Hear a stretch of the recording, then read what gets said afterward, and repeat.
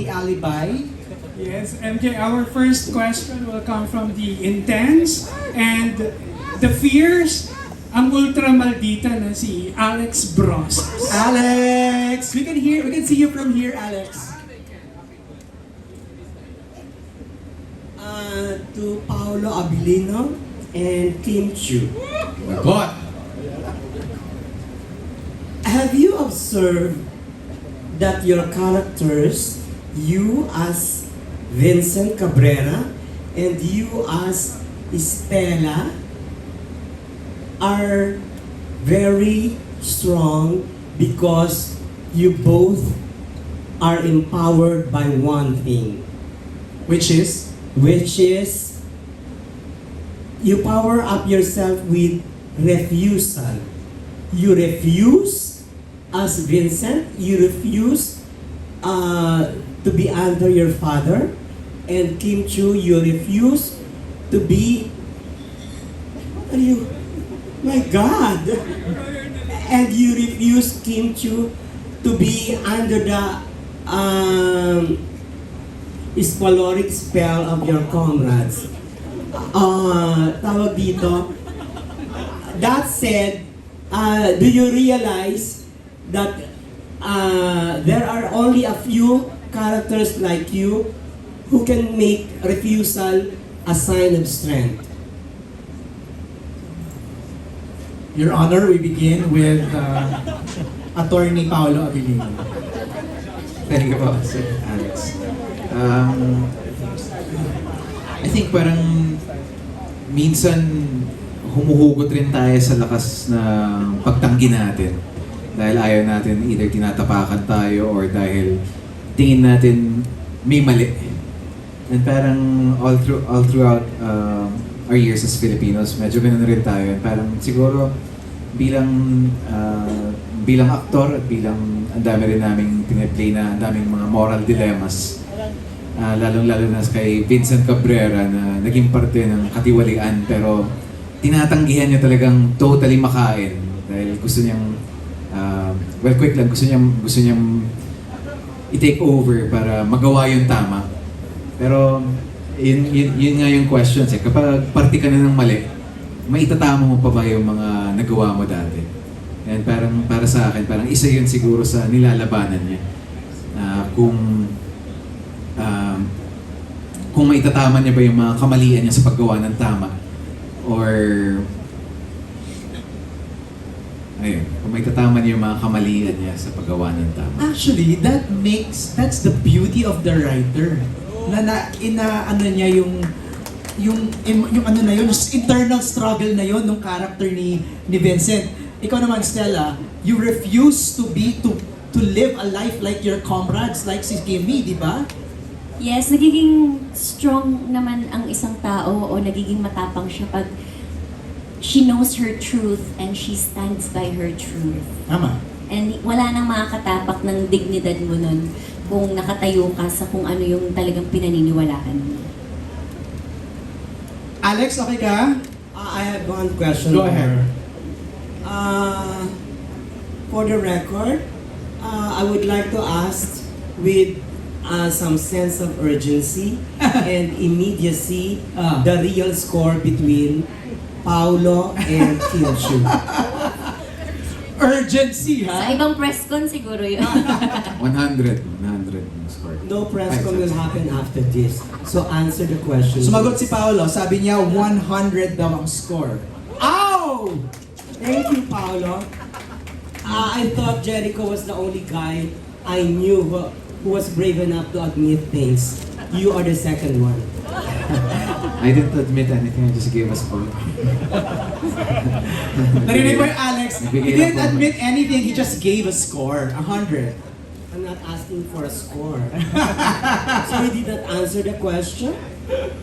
Kimmy, how will you answer that question ni Alex? With urgency daw. Kaya nga para saan ba ikabubuti ba yan ang ekonomiya ng Pilipinas? Oo, itong Kung magpapabago maikabubuti ng sa ekonomiya bagong ng- presidente sa 2028. Eto na lang. Ikaw ba?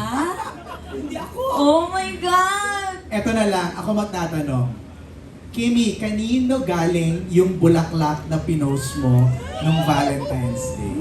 Wala, super naman. Kanino daw galing Kimi? Di ba? Kim. Ikaw si Kimi. Kanina galing? Siyempre. Kanino? Sorry, charot. Siyempre, sa kanya. Sa kanya, kay Paul. Siyempre sa kanya. Kay Pao. Pao, sa'yo galing? Just to confirm. Sa akin. Tapos yung post mo, Kim, sabi mo, ay, babae pala ako. Yes, ang dami kasing mga babae naglalakad sa daan nung araw na yun. Oo. Siyempre nadadaanan ko lang, galing ako showtime. Dami naman mga naglalakad na nakahawak ng bulaklak. Itong mga to, super naman talaga sa pagka-long hair. Pag uwi ko ng bahay, may flowers din pala ako. Girl pala ako. Ganun. Yan lang yun. Ano, I know it's too personal to share, but how does it feel lang na parang somebody sending you a flower and it's Paolo pa, from Paolo? Siyempre nakaka-girl talaga pag bigyan ka ng flowers on Valentine's. Kasi hindi naman yan sa gaano kalaki yung bulaklak, super dami, ganyan. It's the thought that counts. Na naalala ka, oy, thank you, salamat. Pao, anything to add sa pagpapadala mo ng bulaklak kay Kim? Masaya ako na masaya ako. Gusto mo ba i-share yung letters? Kimi, can you? Yes, the letter goes like this. So, kumanta pala. Nilabas no? Eto na, papasahin mo na sa iyo. Okay na yun. So, ano na reaction mo na masaya siya na masaya ka? Happy din ako na napapahappy niya ako. Tapos baka sarili mo na. So, would you say, Kim, that you already found happiness? Super naman you already found happiness, but Ah. we have to be happy every day. Kasi di ba hindi natin alam kung ano mangyayari sa atin bukas or sa susunod na taon. So, kung ano man ang nagpapasaya sa iyo ngayong taon, i-cherish mo. Yan. Hindi ko na dadagdagan baka... Oh. Thank you, Alex. Next, Aaron. Sino magtatanong? Yes, Alan, ito ang parating curious, wala iba kundi si Alan Sangkon of Stars Photography. Alan, ha? Sorry. Hello. Hello, Kim and everyone. Congratulations, mapapanood ng Alibay sa Okay, thank rating you. na yan. Hindi. Tanong ko lang kasi parang kasi lagi sinasabi curious lang ako. Curious talaga ako, di ba? Behind the scene nung pinakita kanina, yung lipstick. Yung viral yun di ba? How was that scene? Parang hindi ba sinasadya yun na na-transfer yung lipstick mo dun sa sa labi ni Paolo, or parang siyempre hindi pwedeng tanong anong lasa nung nung lipstick ni Kim. Pero hindi yan. Nakakaloka yung lasa. Hindi. How was the scene? How do you prepare for that? Yung preparation parang bigla lang din. Pero naalala ko lang yung scene na yun. After ng scene, nagtatawanan lahat ng tao, tapos hindi ko alam kung bakit. So yun pala, mukha na pala akong clown. That's why you said clown. Okay. Alan, Si Kim naman. Kimi. Ako, hindi siguro smudge-proof yung lipstick na ginamit ng makeup artist. I-try ko sa'yo. Para malaman mo. Hindi na puro tanong. Doon mga training device ganda sa'yo. Sorry. Kasi natanong siya Okay, feeling okay, para okay. ma-feel niya. Diba to si Kim na sumagot na? Girl siya I know. Okay, Alan. Thank you.